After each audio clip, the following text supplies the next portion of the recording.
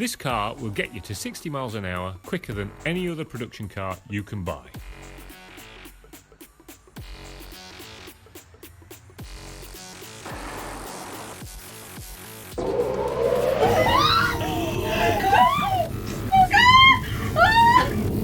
Oh, 60 miles an hour.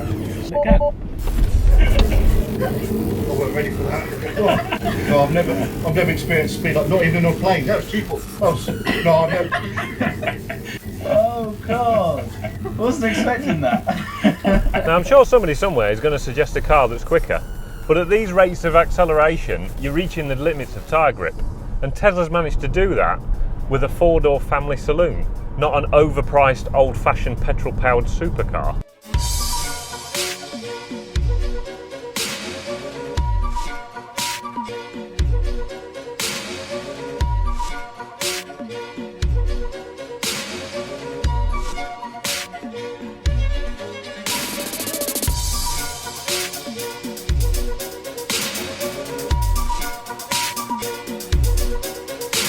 Electric motors are quick, instantaneously quick. There's no complicated process that has to go off between your right foot and the tarmac. And because there's a big fat computer in there somewhere that's dealing with all the traction issues, it's like driving a video game. You just put your foot down and go. Imagine what Tesla could do if they weren't restricted by the practicalities of tyre grip.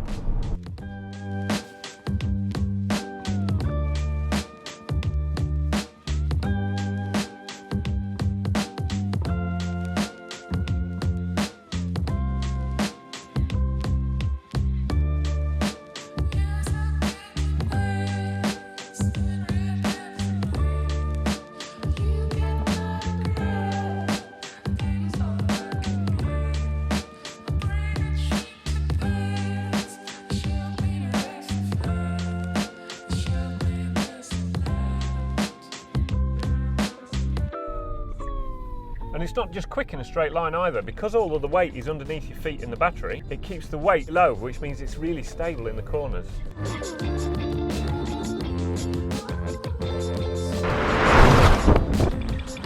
My guess is that this kind of performance is going to become more normal as electric motors become more prevalent. But for now, it's seriously addictive.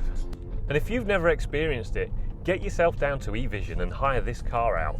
It's awesome.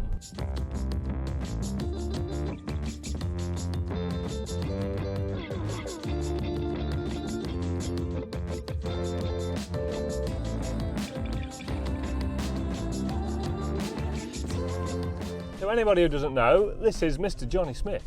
Hello. TV presenter, motoring journalist, and occasionally presents the YouTube show Fully Charged. I do. I'm now doing 2 videos a month for Really? Mr. Robert Llewellyn, yeah. You're also the creator of Flux Capacitor, which is the record holder for the... Yeah, the world's quickest street legal electric car, which it still is. Really? It still is. The thing about high performance electric cars, which Tesla have sort of led the charge on, if you excuse the pun, that was not intentional, is that they've suddenly made something so desirable with no legacy. Tesla have just come out of nowhere, and in 12 years or whatever have brought out 1 model, then 2, then 3, and then just killed off a load of muscle cars and performance cars with a car that's, you know, look, it's got 3 seats back there. I don't think people realise what torque is until you get into a car like this. Max battery power, so we can leave it like that, can we? So it's ready to go. Boys ready? Here we go. Can you feel the traction control? See, that's mega. So addictive though, isn't it? Oh, isn't it just? See, the thing for me about electric cars is ignore the sound aspect to convince doubters. Have you? to convince doubters about why this sort of performance is infectious. What I would love to do is give everyone a ride. Take everyone out for a ride and go, just don't take my word for it, don't take his word for it, just experience it for yourself and tell me what you think. Because even if you still miss the idea of an engine, you know, a rumbling V8, you've still got to appreciate it. I mean, look at that. That's 60. I know, it's like you've been hitting the back, isn't it? Yeah. Well, it's like funfair ride kind of levels of. I'll put it back in sport. Now we're on the Queen's Highway. Nice, leisurely.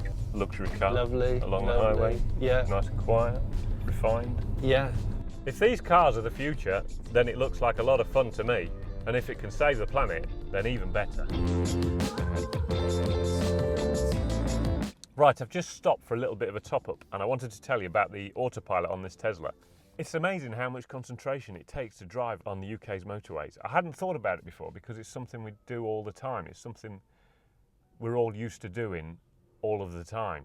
But after a few hundred miles of motorways, it begins to dawn on you that you've got a little bit of headspace. And it got me thinking, so I started to dig round on the Department of Transport's website, and this is a quote direct from their website. There was a total of 186,189 casualties of all severities in 2015 on the UK roads. So I'm thinking, maybe it's time to let the computers have a go at this driving malarkey, because we're making a right old hash of it.